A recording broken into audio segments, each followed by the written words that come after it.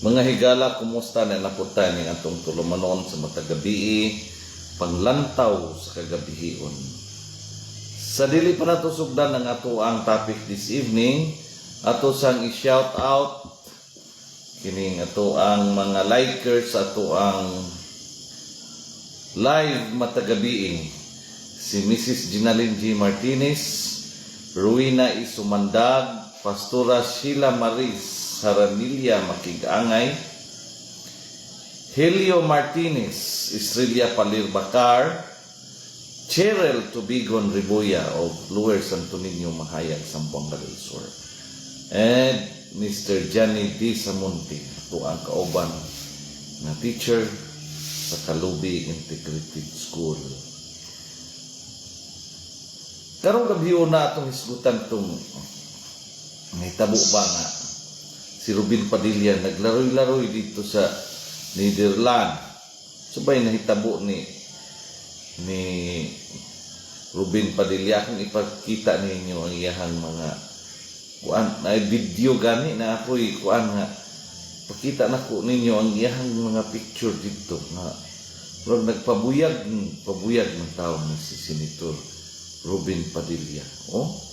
Magkaon siya ihang ikauban-kauban ang standi ni President Duterte. Naglaroy-laroy pag siya iyang pasan-pasan ang standi ni President Rodrigo Duterte. Murag tanaw na to siya, murag medyo wala na sa maayong pangisip. Nalabanan ka fanatic sa usa ka tawo. Nakalimot siya nga usa siya ka senador, angay niyang alagaran ang ato ang nasod. Dili ang usa ka tawo nga kanhi presidente sa Pilipinas. So sa makausap pa maayong gabi Pilipinas, you're tuned in to the Panglantaw sa Kagabion episode 87. A time for reflection, streaming live via Facebook worldwide. Kini inyong higala, inyong alagad, Jeremias Labaho Tubigon, joining you for a deep thought, honest conversation, and values-based dialogue. This evening, our topic is about shadow governance when symbols speak louder than law. In a world where political theater often replaces public service, one image has captivated the Filipino public. Senator Robin Padilla, cradling a life-size standee of former President Rodrigo Duterte in The Hague, Netherlands. He captioned it, "Breakfast Meeting with the Chairman of Partido Demokratiko ng Pilipinas." A curious photo op, yes, but also a bold symbolic gesture. What it satire, loyalty, nostalgia, or was it in fact a veiled message about power, where it rests and who still holds it? In Proverbs chapter 25 verse 14, like clouds and wind without rain is one who boasts of gifts never given. Ang imahin usahay mas makusog pa ug tingog kaysa buhing istorya. What does it mean when a sitting senator carries a standee of a former president halfway around the world to a city synonymous with international justice and accountability? The Hague, home to the International Criminal Court, is no neutral backdrop. It is a battleground of legal truth, especially for Duterte, who still faces scrutiny over human rights violations. Senator Padilla's act, while humorous to some, raises legitimate questions.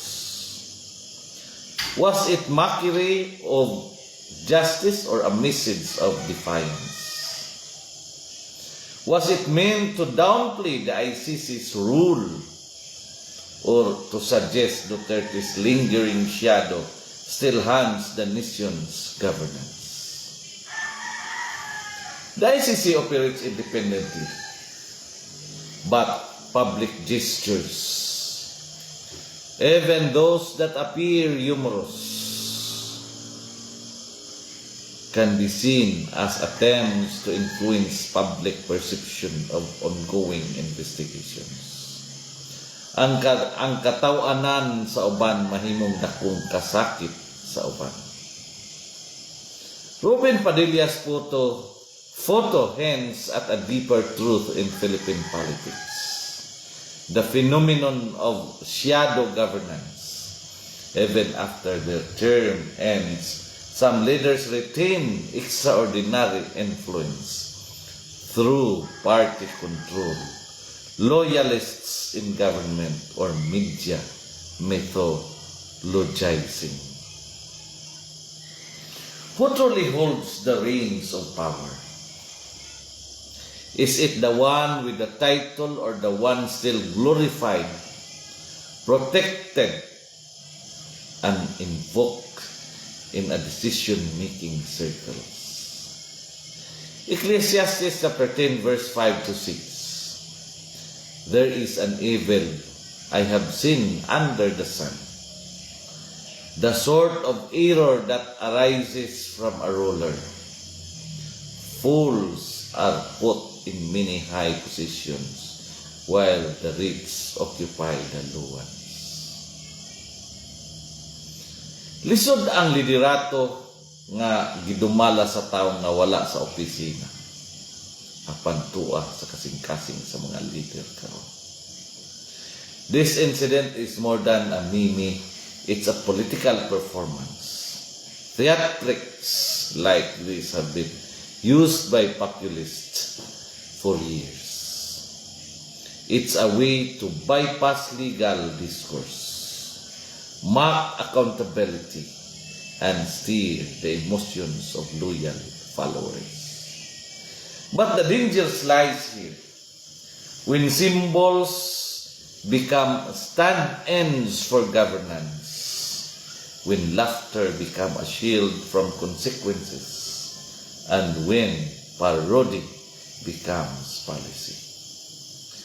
Satire in politics is constitutionally protected under freedom of expression. However, it is used by elected officials carries greater weight and consequence. Ang politika sa Pilipinas usahay dili na sulod sa balaod, kundi sulod sa drama. Duterte may be absent physically, but his presence remains deeply embedded in political rhetoric. Or whether through resistance to the ICC or loyalty tests within political parties, his shadow persists. And Ruben Padilla's gesture, though physically humorous, might suggest an unwillingness among some leaders to move forward. The obsession with past strongmen reveals an insecurity in present leadership. Isaiah chapter 5 verse 20. Woe to those who call evil good and good evil, who put darkness for light and light for darkness. Dili ang mga standi ang atong problema, kundi ang tinuod nga gahum nga nagatago sa ilang luyo. This event calls us to reflect not just on Ruben Padilla's action, but on our collective tolerance for political spectacle over substance. Our democracy suffers when our leaders engage in comedy while justice weeps. What we laugh at today might be what we regret tomorrow. We must ask, do our leaders serve us? Or are they simply serving the memory of power past? Ang atubang mga leader nagsilbi o nag-alagad sa atua, or tua sila nag-alagad sa ilang gi-idolized. Ang tinuod nga leader dili magdala og standi. Magdala siya og paglaom sa katawhan. Tonight we saw how one image, a senator with a standi, can spark deep national questions. In the darkness of satire and destruction, may we not lose our sight for truth. It's not about Ruben or Rodrigo anymore. It's about us. About how much we tolerate, how much we love, and how much little we sometimes demand. The real question is not who sat at that breakfast table. The real question is who still eats at the table of power, and who is hungry for real justice. Sa kangit-ngit, mas klaro ang hulagway. Mas klaro ang tinuod. Daghang kayong salamat sa inyong pagtanaw. Shout out Lodi Labaho Fuelias. Daghang kayong salamat sa inyong pagtanaw, paminaw, ining ato ang programa matagabi. Panglantaw sa kagabion. Kini inyong alagad, Jeremias Labaho Tubigon, moingon, dalaygon ang Dios nini kagabhion ug ang Dios magapanalangin kanatong tanan. Maayong gabi.